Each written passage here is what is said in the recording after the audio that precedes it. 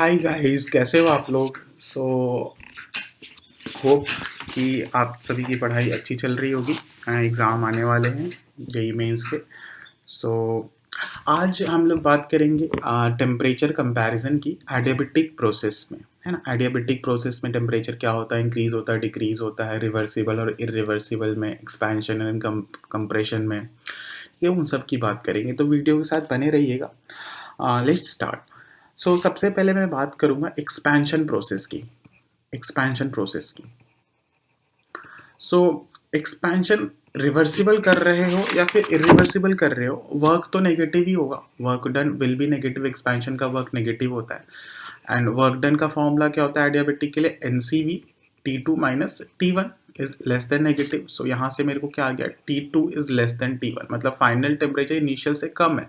इसका मतलब क्या हो रहा है, टेम्परेचर क्या हो रहा है तुम्हारे प्रोसेस का, डिक्रीज हो रहा है, टेम्परेचर डिक्रीज हो रहा है। आपके घर में जो एसी है वो इसी प्रिंसिपल पे वर्क करता है। उस एसी के अंदर आपका कंडेंसर होता है, कंप्रेशर होता है, उसके अंदर जो गैस होती है वो एडियाबेटिकली एक्सपैंड करते हैं और उससे हमें कूलिंग सेंसेशन मिलता है। वो इसी प्रिंसिपल पे वर्क करता है, ठीक है।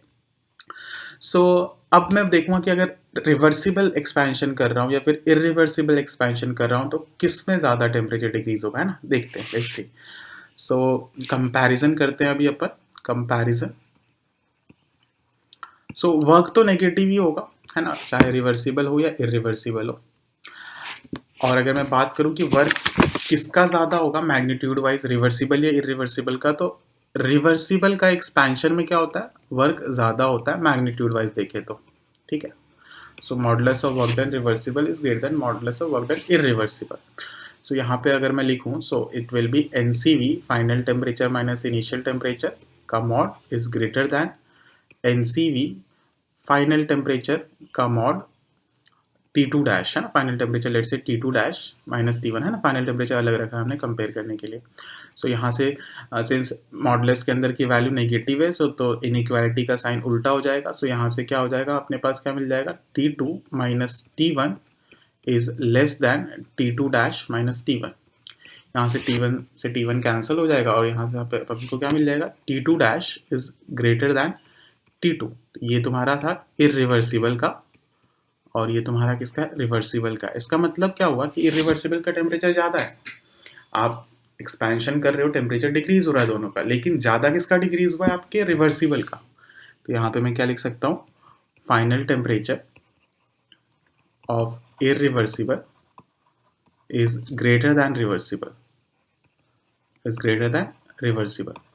आपकी जो घर का एसी है ना, वो एडियाबेटिक रिवर्सिबल एक्सपेंशन पे वर्क करता है ताकि ज़्यादा टेम्परेचर डिक्रीज हो, है ना।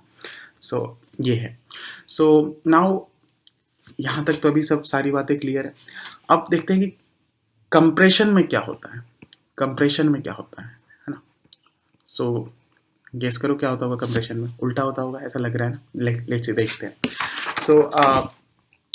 कंप्रेशन की अगर बात करें तो वर्क होता है पॉजिटिव, चाहे रिवर्सिबल से करो या इरिवर्सिबल से करो। यहाँ से मैं कह सकता हूँ NCV T2 minus T1 final minus initial is greater then 0। यहाँ से क्या आ गया, T2 is greater then T1, मतलब फाइनल टेम्परेचर इनिशियल से ज़्यादा है। इसका मतलब क्या हो रहा है कि गैस तुम्हारी हीट अप हो रही है, टेम्परेचर क्या हो रहा है, इंक्रीज हो रहा है, बढ़ रहा है, उल्टा, है ना। एक्सपेंशन में डिक्रीज हो रहा था, अभी अगर गैस एडियाबेटिकली कंप्रेस करोगे तो टेम्परेचर इंक्रीज होगा, ठीक है। अब देखते हैं कि रिवर्सिबल में ज़्यादा इंक्रीज होता है कि irreversible. Let's comparison. Work done will B positive, ठीक है, work done will B positive.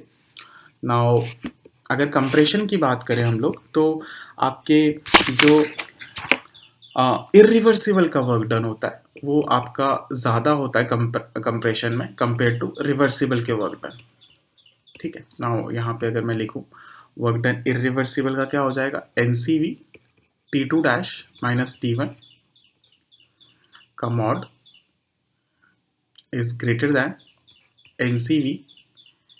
NCV T2 minus T1, ठीक है, का मॉड।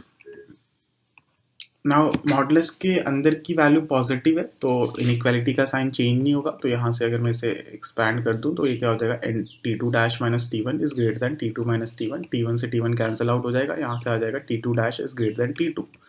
इसका मतलब वापस से इरिवर्सिबल का टेम्परेचर ज़्यादा आ चुका है कंपेयर टू रिवर्सिबल के टेम्परेचर से, ठीक है। सो आई कैन से दैट कि अगर तुम इरिवर्सिबली कंप्रेस करोगे तो ज़्यादा टेम्परेचर इंक्रीज होगा, है ना। Final temperature of irreversible is greater than reversible, ठीक है, क्लियर है। सो अब इनको याद रखने के लिए ना इतना ज़्यादा सोचने का, हर बार एग्जाम में आ गया तो ऐसे निकालने बैठेंगे नहीं, हमको सिंपली याद रखना है। तो हम लोग इसको याद कैसे रखेंगे, हम लोग इसको एक चार्ट के थ्रू याद रखेंगे, एक ग्राफ के थ्रू याद रखेंगे। समरी, अगर मैं इसको समराइज करूँ, सो सपोज यहाँ पे आपका सिस्टम है, लेट से सिस्टम का टेम्परेचर कुछ होगा इनिशियल, लेट से T1 टेम्परेचर है तुम्हारे सिस्टम का, और तुम क्या कर रहे हो, एक्सपैंड कर रहे हो, गैस को एक्सपैंड कर रहे हो। तो एक्सपैंड करोगे तो अभी सीखा हमने क्या, टेम्परेचर डिक्रीज होगा, तो टेम्परेचर डिक्रीज होगा, नीचे टेम्परेचर नीचे की तरफ जाएगा एक्सपेंशन में।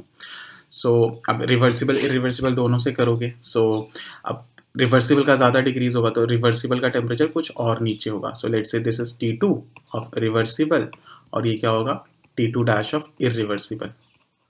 ये केस में था, ये जब हम गैस को एक्सपैंड कर रहे थे, gas was in expansion mode में था, गैस आपका एक्सपेंशन मोड में था। वहीं जब हम कंप्रेशन कर रहे थे तो टेम्परेचर बढ़ रहा था, क्या हो रहा था, टेम्परेचर इंक्रीज हो रहा था कंप्रेशन में। और किसका ज़्यादा इंक्रीज हो रहा था, अभी देखा था हमने किसका, इरिवर्सिबल का। तो लेट से यहाँ पे कहीं रिवर्सिबल है, लेट से T2, और यहाँ पे कहीं T2 डैश है इरिवर्सिबल, और ये रिवर्सिबल। तो इस ग्राफ को याद रख लेना, है ना। ये इनिशियल टेम्परेचर है तुम्हारे सिस्टम का, ये इनिशियल है और ये फाइनल है। सो कैसे याद रखोगे, इरिवर्सिबल रिवर्सिबल, इरिवर्सिबल रिवर्सिबल, ऐसे करके हम लोग याद रखते हैं। मैं भी ऐसे याद रखता हूँ, एग्जाम में पूछे जाते इतना करने की सोचने की ज़रूरत नहीं होती, ये ग्राफ से हम लोग याद रख लेंगे। सो आई होप कि आपने कुछ नया चीज़ सीखा होगा, है ना। इस ट्रिक को याद रखना बहुत ही बेनिफिशियल ट्रिक है। And all the best for your JEE Mains, सभी लोग फोड़ के आना जेई, है ना। So bye bye, take care and do like and subscribe the video, bye bye.